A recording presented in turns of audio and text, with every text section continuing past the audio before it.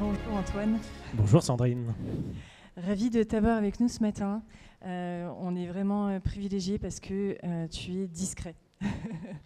Donc merci. Alors Antoine, tu es le CEO fondateur de Hublot. Qu'est-ce que fait Hublot ? Déjà, merci de m'inviter. Effectivement, j'ai pas eu beaucoup de temps à consacrer à 50, donc je suis ravi d'être là devant vous aujourd'hui. Qu'est-ce que fait Hublot ? En fait, Hublot, on s'assure qu'il y ait suffisamment de professionnels au chevet des patients. Et concrètement, on développe une plateforme digitale qui permet à des établissements de santé de gérer sereinement tout leur recrutement et tout leur remplacement. Est-ce que tu peux nous raconter un petit peu comment ça fonctionne et en fait, on partait de quoi ? Et avec Hublot, on est où ? Qu'on se projette un peu sur le terrain avec toi. Ouais. On a entendu des choses exceptionnelles, moi, surtout la première table ronde sur la robotique, j'étais assez impressionné, mais en fait on oublie que dans les établissements de santé, la base n'existe pas. En fait, les professionnels n'ont pas les outils de base du quotidien juste pour recruter, s'assurer qu'il y a suffisamment de professionnels au chevet des patients. Donc le cœur du produit Hublot initialement, c'est pour répondre au problème qui est qu'il y a 10% d'absentéisme dans l'établissement de santé. Chaque jour, il y a une personne sur 10 qui est absente dans une équipe, une infirmière, une aide-soignante. Et en fait, les managers, les cadres de santé passent leur vie au téléphone à essayer de rappeler du personnel, à recruter, à chercher. Et quand nous, on interroge des directions d'établissements, des managers, c'est leur problématique, c'est de s'assurer d'avoir suffisamment de personnel pour ne pas fermer des lits. Donc nous, on permet ça, on permet via une application la mise en relation entre 4000 établissements sanitaires et médico-sociaux avec lesquels on travaille et presque 1 million de professionnels qui sont aujourd'hui inscrits sur Hublot. Donc on fluidifie tout ça pour s'assurer qu'on maintient le plus de lits ouverts pour prendre en charge les patients. C'est franchement impressionnant comme chiffre. Est-ce que tu peux nous redonner un petit peu l'historique, en quelle année tu as créé Hublot et les grandes victoires que tu as passées? Vous êtes combien dans votre équipe aujourd'hui? Je crois que c'est déjà une entreprise importante. Hein. On a créé Hublot en début 2017. On a eu nos premiers établissements clients en termes de victoire. Donc effectivement, il y a déjà une première victoire, c'est d'avoir embarqué une équipe. On est 200 aujourd'hui chez Hublot, tous animés par la mission que je décrivais à l'instant. Et après, les victoires, c'est un cumul de petites victoires. Et je les lisais ce matin via notre outil de communication interne. En fait, on a les retours de nos clients, de nos 4000 établissements clients et quasi 1 million de professionnels qui nous disent le gain de temps, il est inestimable. On pourrait plus s'en passer. Quand on leur demande maintenant combien de temps vous avez gagné avec Hublot par rapport à avant, la réponse c'est avant. On s'en rappelle plus du avant. Ou pour la petite anecdote des utilisateurs qui nous disent régulièrement si vous m'enlevez Hublot, je démissionne. Bon, ça c'est moins drôle, mais ça fait quand même du bien.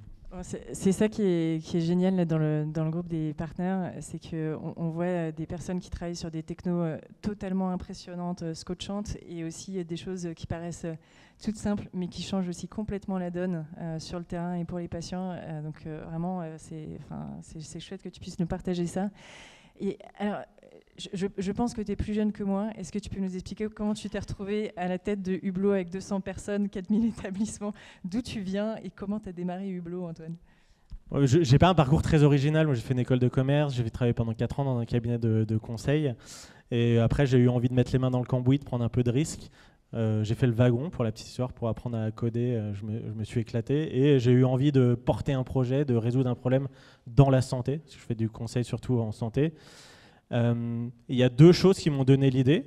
Ma mère était kiné, faisait des remplacements. Donc je me suis dit, il y a quelque chose à creuser autour de ça que j'ai approfondi en parlant à des dizaines d'établissements de santé. Et puis après, j'ai regardé ce qui se faisait dans d'autres pays. Et j'ai postulé dans une boîte à Londres qui faisait à peu près ce qu'on a fait au début avec Hublot. Ils ne m'ont jamais répondu. Donc je me suis dit, je vais peut-être la développer en France. Et c'est comme ça que ça a démarré. Ok, c'est assez génial comme pitch. On ne m'a pas embauché dans cette boîte, du coup je l'ai recréée. Ouais, pourquoi pas. Et alors, à quoi ressemble le futur pour Hublot ? Donc, je décrivais le problème initial qu'on répond. Aujourd'hui, on fait beaucoup plus. Notre ambition, c'est d'être le leader pour résoudre la crise du staffing dans la santé en France et en Europe. Donc ça, c'est la première étape à 3 ans, je dirais, en termes de futur. Mais notre ambition, elle va même au-delà de ça, parce que attirer, recruter, gérer le remplacement, c'est une chose. Mais après, il faut fidéliser, retenir, engager les soignants. Donc en fait, on veut construire la plateforme pour gérer tous les sujets RH dans les établissements de santé en Europe, pour in fine s'assurer que les professionnels ils soient épanouis dans leur boulot au quotidien pour qu'ils puissent mieux prendre soin des patients derrière.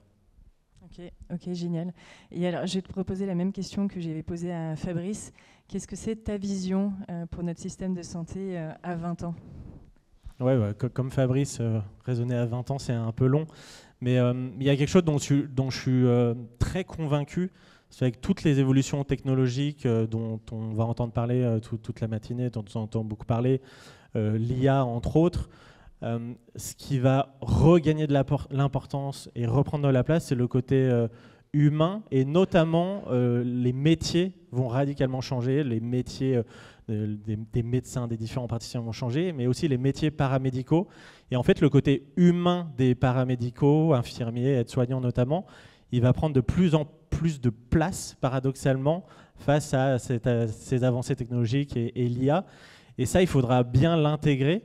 Et en fait, le côté care, prendre soin très humain de la relation humaine entre notamment les paramédicaux et les soignants, ça va totalement changer en termes de paradigme dans les 20 prochaines années, bien avant 20 ans à mon avis. En tout cas, c'est jusque-là que je me projette.